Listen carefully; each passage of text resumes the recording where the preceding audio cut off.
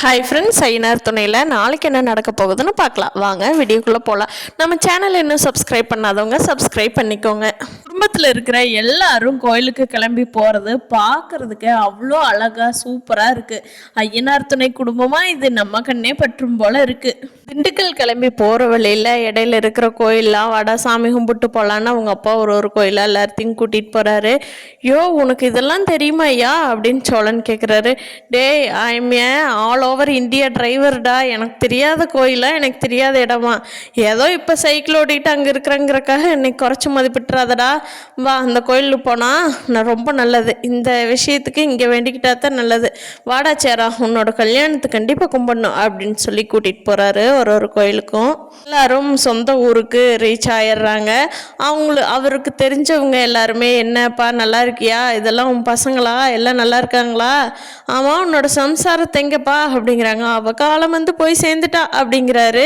என்னப்பா சொல்கிற, தங்கம் போல் தாங்கிட்டு வச்சுருந்தியே, அந்த மனுஷி போயிட்டா, எப்படிப்பா தனியாக பசங்களெல்லாம் வளர்த்துனேன், எப்போ இறந்தாங்க என்னன்னு கேட்குறாங்க. அவங்களாம் கேட்குறத பார்த்தா சேரன் சோழன் பாண்டியன் எல்லாத்துக்குமே ஷாக்காக இருக்குது.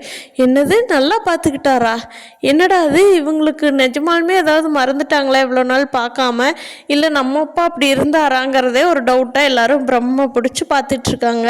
ஆமாப்பா, உனக்கு 3 பசங்க பிறந்தது, ஒரு பொண்ணு பிறக்கலையே ஆசைக்கு அப்படின்னு பேசிகிட்டு இருக்காங்க. இப்போ எல்லாருமே எதாச்சியாக பல்லவனை திரும்பி பார்க்குறாங்க.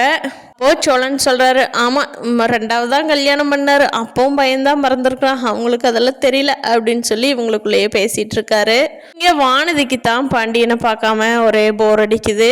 சரி, பாண்டியன் ஒரு 2 நாள் இங்கே இல்லைனாவே நம்மளால் இருக்கவே முடியலையே, பாண்டியன் நம்மளை நினச்சிட்டு இருப்பானா, இப்போ என்ன பண்ணிட்டு இருப்பான் அப்படின்னு யோசனை பண்ணிட்டு இருக்காங்க.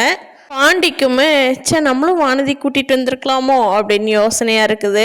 குலதெய்வ கோயிலுக்கு போன நேரம் சோழன் நிலா சேரன் சந்தா எல்லாத்துக்கும் ஒன்று சேர்ந்து சேரன் சந்தா கல்யாணம் பண்ணுற மாதிரி ஒரு சூழ்நிலை அமைஞ்சிட்டா ரொம்ப நல்லா இருக்குன்னு நினைக்கிறவங்க நம்ம வீடியோவை லைக் பண்ணிக்கோங்க. இல்லை நீங்கள் என்ன நினைக்கிறீங்கன்னு கமெண்ட் பண்ணுங்கள். தேங்க்யூ.